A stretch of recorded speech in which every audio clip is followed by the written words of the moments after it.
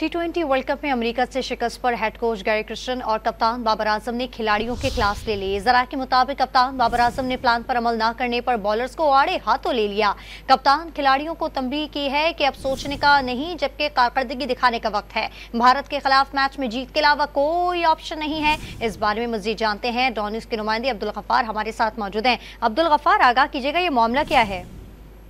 देखिए, पाकिस्तान की टीम जब मैच हारी उसके बाद जो ड्रेसिंग रूम पहुंची तो बहुत ही अजीब माहौल था, हमें जराए बताते हैं। और कोच गैरी क्रिस्टन खिलाड़ियों से शदीद नाराज थे और इसी तरह कप्तान बाबर आजम भी। कप्तान बाबर आजम ने तो इसका इजहार फील्ड पे किया जब हारिस रऊफ ने स्पेशली जो last ball of the match था जिसपे मैच टाई हुआ, वहां पर भी फील्ड अप ली हुई थी, लेकिन जो बॉलिंग है हारिस रऊफ की वो बिल्कुल उसके प्लान के मुताबिक नहीं थी। तो जराए बताते हैं कि बहुत ज्यादा जो है वो नाराजगी का इजहार किया कि खिलाड़ियों को जो प्लान दिए गए थे उस पर कोई अमल नहीं हुआ, कोई गेम प्लान नहीं था। बाबर ने खुद भी एडमिट कि उनसे भी बेहतर खेल नहीं खेला गया, वो भी स्लो खेले और उनको उससे बेहतर खेलना चाहिए था। इसका इजहार उन्होंने प्रेस कॉन्फ्रेंस में भी किया, लेकिन उन्होंने खिलाड़ियों से और खुसूस बॉलिंग लाइन से एक दफा फिर ये बात की कि जो प्लान्स थे वो एग्जीक्यूट होने चाहिए थे। 160 रन जो टीम है यूएसए की उसके खिलाफ ये जो है वो डिफेंड किए जा सकते थे अगर हम अच्छी प्लानिंग करते। अच्छा गफ्फार, ये बताइएगा कि कप्तान ने ये तो कह दिया कि भारत के खिलाफ मैच में जीत के अलावा कोई ऑप्शन मौजूद नहीं है, तो जब अमेरिका के साथ मैच हो रहा था तो जब जो है वो कप्तान ने थोड़ी सख्ती नहीं दिखाई खिलाड़ियों पर?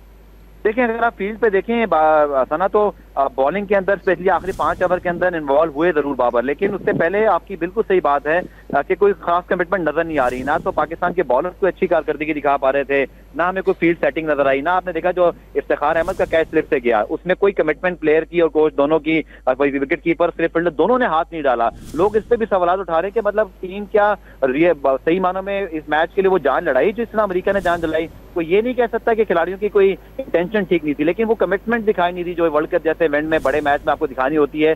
और ये देखें, वर्ल्ड कप का सारा फॉर्मेट ऐसा है कि अगर आप एक मैच हार गए तो दूसरा मैच हारते ही आप वर्ल्ड कप से बाहर हो जाएंगे। यानी कि पाकिस्तान के पास कोई ऑप्शन ही नहीं है कि पाकिस्तान ने भारत को हर हाल में हराना है और वो भी हमें फिर रन रेट के ऊपर भी आगे चल के नजर रखनी होगी। तो कप्तान ने यही टीम को जो है वो अभी ये कहा है कि देखें जो गलतियां हुई उसको हटाकर हमें नेक्स्ट मैच पे फोकस करना है, हमें कारकर्दगी को बहुत बेहतर बनाना होगा। तो गफ्फार ये बताइएगा, बॉलिंग लाइन इतनी अच्छी कारकर्दगी जो है वो सामने नहीं आई है, बैटिंग भी कुछ खासा सामने नहीं आई है, तो इस दफा कप्तान ने क्या हिकमत अमली मुरतब की है क्योंकि बस अब एक रोज रह गया है और इतवार के रोज मैच है?